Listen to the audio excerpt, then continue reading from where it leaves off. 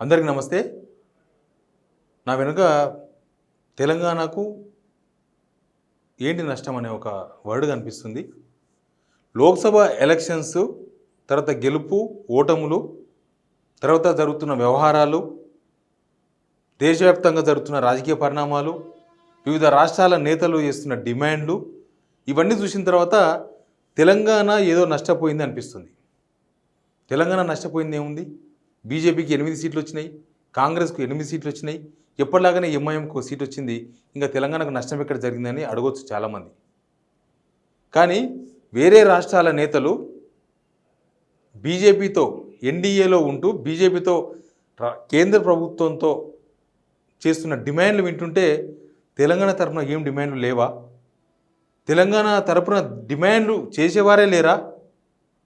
తెలంగాణలో ఏ కష్టాలు లేవా? కేంద్రం నుంచి తెలంగాణకు రావాల్సింది ఏమీ లేదా అనిపించింది. మనం చూస్తున్నాం పక్కన వాళ్ళు ఫస్ట్ నుంచి అంటే ఎలక్షన్స్ ముందు నుంచి ఎన్డీఏలో ఉన్నారు. చంద్రబాబు, పవన్ కళ్యాణ్, తర్వాత అటు నితీష్ కుమార్ను చూస్తున్నాం బీహార్లో, తర్వాత వివిధ రాష్ట్రాలలో స్టాలిన్ లాంటి ముఖ్యమంత్రులను చూస్తున్నాం. మిగతా వేరే రాష్ట్రాల్లో కూడా ఇంకా చాలామందిని చూస్తున్నాం. అట్లా ఇప్పుడు చంద్రబాబు నాయుడు కేంద్రాన్ని అడుగుతున్న డిమాండ్ ఏంది? ఏపీకి ప్రత్యేక హోదా కావాలి, 4 కేంద్ర మంత్రులు కావాలి. అవి కూడా చాలా ఇంపార్టెంట్ పోర్ట్ఫోలియోస్ అడుగుతున్నారు.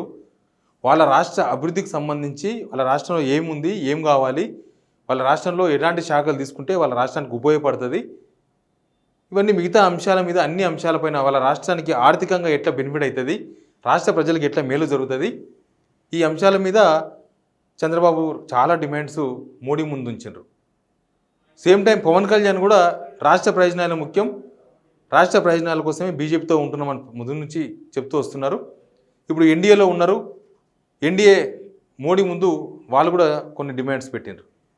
సేమ్ నితీష్ కుమార్ అయితే ఏకంగా బీహార్కు ప్రత్యేక హోదా కావాలి, రైల్వే శాఖ మంత్రి కావాలి. ఎందుకంటే బీహార్లో ఇంకా రైల్వే లైన్స్ పెంచడానికి, రైల్వే ప్రజల ట్రాన్స్పోర్ట్ కోసం రైల్వే సౌకర్యం పెంచడానికి, ఇంకా కొన్ని ఇన్ఫ్రాస్ట్రక్చర్ డెవలప్మెంట్ కోసం కొన్ని కీలక శాఖలు అడుగుతున్నారు.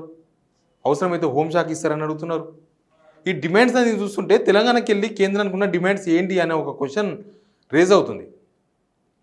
నిజానికి కేంద్రంలో ఇట్లాంటి సిచ్యువేషన్ వస్తుందని ఎలక్షన్స్ ముందు కొందరు మాత్రమే ఊహించారు. అందరూ 400 సీట్లు వస్తాయి, బీజేపీకి ఎన్డీఏకు ఖచ్చితంగా 400 సీట్లు వస్తాయి అంటే అని వాళ్ళందరూ వాళ్ళు ప్రచారం చేస్తుంటే కొందరు అవును నిజంగానే రావచ్చు, మోడీ గాలి ఉంది కదా 400 సీట్లు రావచ్చు అని చాలామంది కాంగ్రెస్ వాళ్ళే ఆ గాలిలో ఆ చక్కర్లో పడిపోయారు. కానీ కొంతమంది నేతలు మాత్రమే కేంద్రంలో 400 సీట్లు రావు, ఖచ్చితంగా కేంద్రంలో ప్రాంతీయ పార్టీల అవసరం పడుతుంది, ప్రాంతీయ పార్టీలు మనం డిమాండ్ చేసే రోజు వస్తుంది, మనం డిమాండ్ చేస్తే వాళ్ళు తల ఒగ్గాల్సి వస్తుంది, వాళ్ళ మెడలు వంచి అవసరమైతే మన రాష్ట్రానికి వచ్చి డిమాండ్ సాధించే రోజు వస్తుంది అని చాలా కొద్దిమంది చెప్పినారు. దానిలో కేసీఆర్ ఒకరు. కేసీఆర్ ఎలక్షన్స్ ప్రచారంలో ఎక్కువసార్లు చెప్పిన అంశం ఇది. కేంద్రంలో ఏ ప్రభుత్వానికి సరైన మెజార్టీ రాదు, ఏ ప్రభుత్వం అయినా మళ్ళీ ప్రాంతీయ పార్టీల మీద డిపెండ్ కావాల్సి వస్తుంది, మాకు ఒక 10 సీట్లు ఇవ్వండి, తెలంగాణ గొంతు వినిపిస్తాం, తెలంగాణ బలం వినిపిస్తాం, తెలంగాణ తరఫున కొట్లాడతాం, ఇట్లాంటి అంశాలను కేసీఆర్ చాలాసార్లు ఆయన ప్రసంగంలో పెట్టిండు. ఇప్పుడు ఎగ్జాక్ట్గా అదే జరుగుతుంది. కేంద్రంలో ఏం జరిగింది? బీజేపీకి 272 సీట్లు రాలేదు, మ్యాజిక్ ఫిగర్ దాటలేదు. దాంతో ఇటు చంద్రబాబు పైన అటు నితీష్ పైన ఇంకా చిన్న చిన్న పార్టీల కోసం ఫోన్లు చేస్తున్నారు బీజేపీ నేతలు. ఒకవేళ రేపు చంద్రబాబు హ్యాండ్ ఇచ్చినా నితీష్ హ్యాండ్ ఇచ్చినా ప్రభుత్వానికి ఎలాంటి ఇబ్బంది లేకుండా ఒక్కొక్క ఎంపీ గెలిచిన పార్టీలకు, ఇద్దరిద్దరు ఎంపీలు గెలిచిన పార్టీలకు, చాలా తక్కువ మంది గెలిచిన పార్టీల మద్దతు తీసుకునే ప్రయత్నాలు జరుగుతున్నాయి. ఈవెన్ ఇండియా టీం కూడా ఆ చిన్న చిన్న పార్టీల మద్దతు కోరింది ఆల్రెడీ. అయినా సరే మ్యాజిక్ ఫిగర్ దాటే అవకాశం లేకపోవడంతో వదిలేసింది.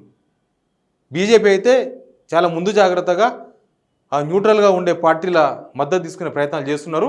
ఇప్పుడు వాళ్ళు చాలా డిమాండ్స్ కేంద్ర ప్రభుత్వం ముందు పెడుతున్నారు. మా రాష్ట్రానికి అది కావాలి, మా రాష్ట్రానికి ఇది కావాలి, ఇది చేస్తారా, అది చేస్తారా, ఇట్లాంటి డిమాండ్స్ చాలా కేంద్ర ప్రభుత్వం ముందు పెడుతున్నారు. కేంద్ర ప్రభుత్వం బీజేపీ వస్తుంది కాబట్టి, ఎన్డీఏ ఉంటుంది కాబట్టి మీరు మాకు ఆ డిమాండ్స్ నెరవేరిస్తేనే మేము మీకు సపోర్ట్ చేస్తాం, మీ ఎన్డీఏలో ఉంటామని డిమాండ్స్ తెర మీద తీసుకొస్తున్నారు.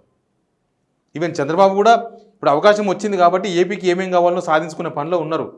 పవన్ కళ్యాణ్ కూడా తోడైన దానికి, నితీష్ కూడా అంతే. నితీష్ కుమార్ కూడా అలా బీహార్కి ఏం కావాలనో మంచి అవకాశం ఇప్పుడే, మన అవసరం ఎన్డీఏకు పడింది, ఎన్డీఏకు మన అవసరం పడింది, మన రాష్ట్రానికి ఏం అవసరమో అది తేల్చుకోవాలని వాళ్ళంతా రకరకాల డిమాండ్స్ కేంద్రం ముందు ఉంచారు. కేసీఆర్ చెప్పింది కూడా ఇదే. ఇది ఒక రాజకీయ స్టేట్మెంట్గా, పొలిటికల్ స్టేట్మెంట్గా దాన్ని కొట్టిపడేసిండ్రు. కానీ ఒకవేళ బీఆర్ఎస్కు కొన్ని సీట్లు వచ్చింటే ఈరోజు ఖచ్చితంగా కేంద్రంలో కొన్ని డిమాండ్స్ వినిపించే అవకాశం వచ్చేది ఆ పార్టీకి అవకాశం రాలేదు. కానీ ఈ సిచ్యువేషన్ మాత్రం కేసీఆర్ ముందే ఎక్స్పెక్ట్ చేసిండు. ఓలా మమ్మల్ని గెలిపిస్తే మాత్రం మేము ఖచ్చితంగా మాట్లాడతాం, అడుగుతాం. ఎందుకు కేసీఆరే ప్రశ్నిస్తారు, మిగతా వాళ్ళు ఎందుకు ప్రశ్నించరు అనే క్వశ్చన్కు కొన్ని ఆన్సర్స్ కూడా ఉన్నాయి. ఇప్పుడు కాంగ్రెస్కి 8 మంది ఎంపీలు గెలిచిండ్రు. మనం లాస్ట్ కూడా చూసినాం, లాస్ట్ కాంగ్రెస్ ఎంపీలు లాస్ట్ 5 years, అంతకుముందు 5 years కూడా చూసినాం. కాంగ్రెస్కు తెలంగాణ ఎజెండా కాదు ఇంపార్టెంట్, నేషనల్ ఎజెండా ఉంటుంది. నేషనల్ ఎజెండా అంటే చాలాసార్లు పార్లమెంట్ జరిగిన సిచ్యువేషన్లో ఒక్కసారి కూడా తెలంగాణ ఎజెండా తీసుకోలేదు, ఇవ్వలేదు. ఈ ఎజెండా మీద, తెలంగాణలో ఇష్యూస్ మీద, రాష్ట్ర విభజనలో ఇచ్చిన హామీలు అమలు చేయలేదనే ఇష్యూ మీద డిస్కషన్ చేద్దామని, లేకపోతే రాష్ట్రానికి వస్తున్న కేంద్రం నుంచి కేంద్రానికి రావాల్సిన నిధులు రావట్లేదని దానిపైన కానీ ఎప్పుడు కాంగ్రెస్ ఎజెండా ఫిక్స్ చేసే ప్రయత్నం చేయలేదు పార్లమెంట్లో. వాళ్ళు ఎంతసేపటికి అదానీ ఇష్యూ, లేకపోతే ఇంకేదో ఫోన్ ట్యాంపింగ్ ఇష్యూ, లేకపోతే ఇంకొక ఇష్యూ జమ్మూ కాశ్మీర్ ఇష్యూ, ఇట్లా మొత్తం నేషనల్ వైడ్గా వాళ్ళకు జాతీయ పార్టీగా వాళ్ళకు జాతీయ లెవెల్లో ఏమి లబ్ధి చేకూరుతుంది ఆ పార్టీకి, ఆ అంశాలు మాత్రమే వాళ్ళు టేకప్ చేసినారు. మన రాష్ట్రంలో ఉన్న ఏ ఇష్యూస్ని కూడా వాళ్ళు టేకప్ చేయలేదు లాస్ట్ 10 yearsలో. ఇంకా బీజేపీ అయితే గవర్నమెంటే వాళ్ళది కాబట్టి వాళ్ళు డిమాండ్ చేసే అవకాశం ఉండదు. వాళ్ళు ఎంతసేపటికి వివరణ కోరడం తప్ప మా దగ్గర ఇది కావాలి మీరు డిమాండ్ చేసి పోయి అక్కడ కొట్లాడే అవకాశం బీజేపీ ఎంపీలకు ఉండదు. అసలు పార్లమెంట్లో కాదు, ఇప్పుడు ఎవరైనా మాట్లాడే అవకాశం ఉందా? చంద్రబాబు లాగా, నితీష్ కుమార్ లాగా తెలంగాణ నుంచి ఎవరైనా పోయి డిమాండ్ చేసే అవకాశం వచ్చిందా? రాదు. కాంగ్రెస్ ఎంపీలను ఎవరు అడగరు, ఎన్డీఏలో చేరమని కాంగ్రెస్ ఎంపీలను అడగరు, కాబట్టి వాళ్ళు అడగరు. కానీ అదే ప్రాంతీయ పార్టీ చూస్తే ఇప్పుడు మనకు తమిళనాడులో డిఎంకే గెలిచింది, వాళ్ళు కాంగ్రెస్తో ఇండియా టీంతో ఉన్నారు.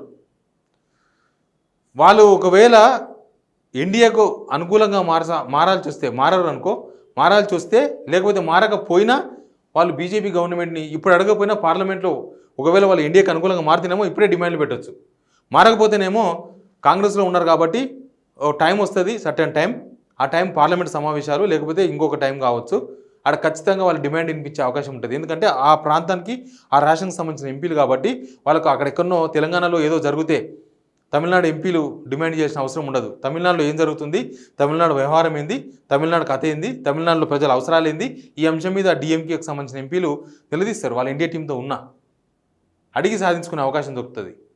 కానీ ఇప్పుడు తెలంగాణ గొంతు లేకపోతే తెలంగాణ ప్రజల తరఫున మాట్లాడే వాళ్ళు ఎవరు? ఇప్పుడు డిమాండ్ చేసే అవకాశం కోల్పోయింది తెలంగాణ, ఇదే నష్టపోయింది. కానీ రేపు పార్లమెంట్ సమావేశాలలో తెలంగాణ ప్రజల తరఫున మాట్లాడే వాళ్ళు ఎవరో మనం చూస్తాం. ఈ 10 సంవత్సరాలలో కాంగ్రెస్ వాళ్ళు అడగలేదు. ఇప్పుడు వాళ్ళ ఎజెండా కాదు, సోనియా గాంధీకైనా రాహుల్ గాంధీ గారికైనా ఇంకెవరికైనా కాంగ్రెస్ జాతీయ పార్టీగా వాళ్ళకి జాతీయ ఎజెండా వేరే ఉంటుంది, తెలంగాణ ఎజెండా కాదు, తెలంగాణ ఇష్యూస్. అయితే ఎందుకు కేసీఆర్ 10 సీట్లు అడిగినరు అనే దాని మీద పొలిటికల్ విమర్శలు కొన్ని వచ్చినాయి. కవితను జైలు నుంచి విడిపించుకునే ప్రయత్నంలో భాగంగా ఆయన 10 సీట్లు అడుగుతున్నారని. కవిత జైలు నుంచి విడుదల కావడానికి 10 మంది ఎంపీలు అవసరం లేదు, ఏ న్యాయ నిపుణుడినే చెప్తారు. వైట్ కాలర్ నేరాలలో ఇప్పటి వరకు జీవిత ఖైదు పడవాలి ఎవరు లేరు. పిఎంఎల్ఏ చట్టాలు లేకపోతే వైట్ కాలర్ నేరాలు ఏమైనా కానీ అది ప్రూఫ్ అయితే కూడా వాళ్ళకి మ్యాక్సిమం పడేది 6 or 7 years.